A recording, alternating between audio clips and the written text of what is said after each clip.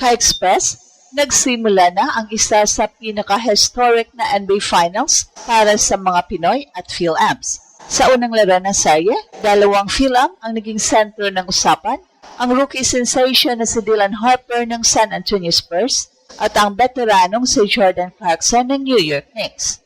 At kahit natalo ang Spurs sa score na 105-95, walang duda na si Harper ang isa sa pinakamalaking kwento ng gabi. Ang kanyang kauna-unahang NBA Finals bilang rookie, nagtala siya ng 16 points, 8 rebounds habang ipinakita ang maturity at composure na bihirang makita sa isang 20-year-old player. Maraming fans at analysts ang agad na nagsabing siya ang isa sa pinakamabisang Spurs sa buong laro. Pero sa kabilang panig, andon ang karanasan ng Knicks, pinangunahan ni Jalen Brunson, Karl Anthony Towns at ng malalim na rotation ng New York Knicks, ang isang malakas na second half comeback. Kasama rito ang kahalagahan ng presensya ni JC na muling naging bahagi ng isang panalong playoff rotation sa pinakamalaking entablado na basketball. Para sa mga Pinoy, panalo pa rin ang gabi.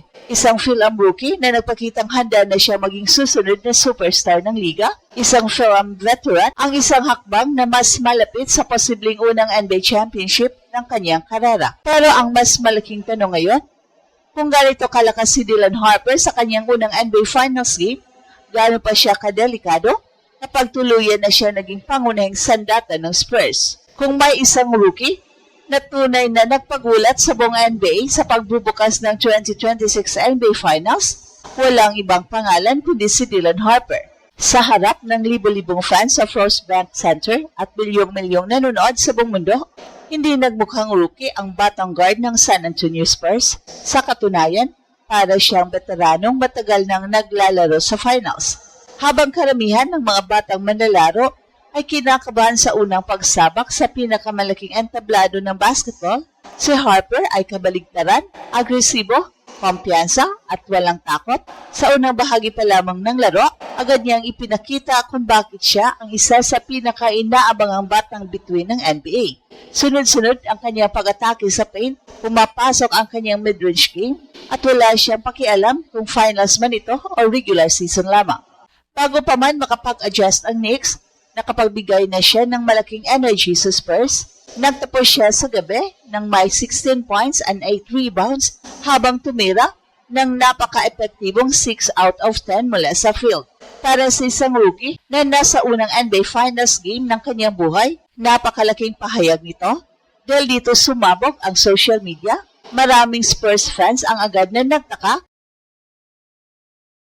kung bakit hindi mas matagal na ginamit si Harper sa mga critical na minuto ng laro. Ang iba naman ay nagsabing siya ang pinakamahusay na Spurs sa court sa ilang bahagi ng laban. Habang nahihirapan ang ibang starters ng San Antonio na makahanap ng rhythm, si Harper ay paulit-ulit na nagbibigay ng buhay sa kanilang opensa.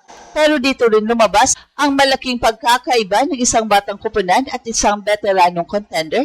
Habang lumalakas ang pressure sa fourth quarter, nagsimulang maramdaman ng Spurs ang bigat ng NBA Finals experience. Nagkaroon ng turnovers, nagkaroon ng maling rotations, at unti-unting kinuha ng Knicks ang kontrol ng laban. Sa kabilang panig, naroon ang isa pang Pinoy pride story, si Jordan Clarkson. Hindi man siya ang nanguna sa scoring, ramdam ang kanyang veteran presence sa rotation ng New York Knicks. Sa bawat minuto na nasa court siya, nagdadala siya ng kumpiyansa at karanasan na napakahalaga sa isang championship run. At habang si Harper ang naging bagong mukha ng kinabukasan, si JC naman ang simbolo ng kasalukuyang laban para sa titulo. Kaya sa pagtatapos ng Game 1, dalawang magkaibang kwento ang nabuo. Isang rookie na nag-anunsyo sa buong mundo na handa na siyang maging superstar at isang veterano na patuloy na lumalapit sa pinapangarap na NBA Championship. Pero para sa Spurs, may mas malaking tanong na kailangang sagutin bago ang Game 2. Handa na ba silang gawing sentro ng kanilang laban si Dylan Harper? Pero kahit gaano kaganda ang naging debut ni Dylan Harper, isang bagay ang malinaw pagkatapos ng Game 1, hindi sapat ang isang rising star kung mas mahusay ang execution ng kalaban sa mga sandaling pinakamahalaga. At yan mismo ang ipinakita ng New York Knicks. Sa loob ng 3 quarter, nakipagsabayan ang Spurs. Sa ilang pagkakataon pa nga, sila ang mukhang mas agresibo at mas may energy. Nagkaroon ng mga sandali kung saan kontrolado nila ang takbo ng laro, lalo na kapag nasa court si Harper.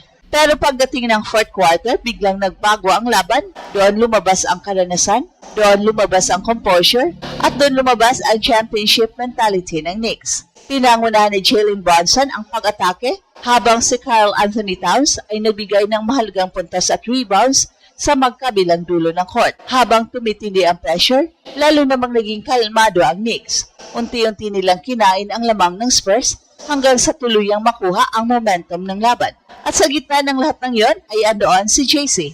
Maling hindi siya ang headline scorer ng gabi, pero ang kanyang presensya bilang veterano ay napakahalaga sa isang kupunang naghahangad na makuha ang kanilang unang titulo sa napakahabang panahon. Sa bawat possession, sa bawat timeout at sa bawat adjustment, dala niya ang karanasang hindi kayang sukatin ng statistics lamang. Mas naging malinaw ito nang magtala ang Knicks ng isang malaking run sa huling bahagi ng laro habang nagsisimulang magkamali ang Spurs, lalo namang naging organisado ang Knicks. Ito ang pagkakaiba ng isang kupunang unang beses nakakaranas ng finals pressure at isang kupunang ilang taon nang hinahasa ang sarili para sa ganitong pagkakataon. Pero sa kabila ng pagkatalo, may isang bagay na hindi may kakaila. Ang pinakamalaking panalo ng Spurs sa Game 1 ay si Dylan Harper mismo. Dahil matapos ang laban, hindi si Brunson ang pinag-usapan ng maraming fans, hindi si Wembanyama, kundi ang rookie na walang takot sa pinakamalaking stage ng basketball.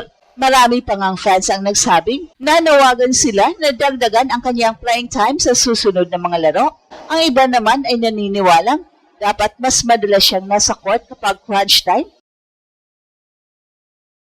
Dahil siya isa sa pinaka-epektibong sandata ng San Antonio Spurs sa Game 1. At dito nagiging mas interesting ang seryeng ito dahil habang hawak ng Knicks ang 1-2-0 na kalamangan, maaaring natagpuan naman ng Spurs ang susunod nilang superstar. Isang batang Philip na hindi natakot sa final spotlight, isang manlalarong kayang baguhin ang direksyon ng serye anumang oras, kaya papasok sa Game 2, hindi na lamang si Wemby ang babantayan ng New York Knicks. Kasama na roon ang pangalang biglang umalingaw sa buong NBA matapos ang kanyang makasaysayang debut, si Dylan Harper.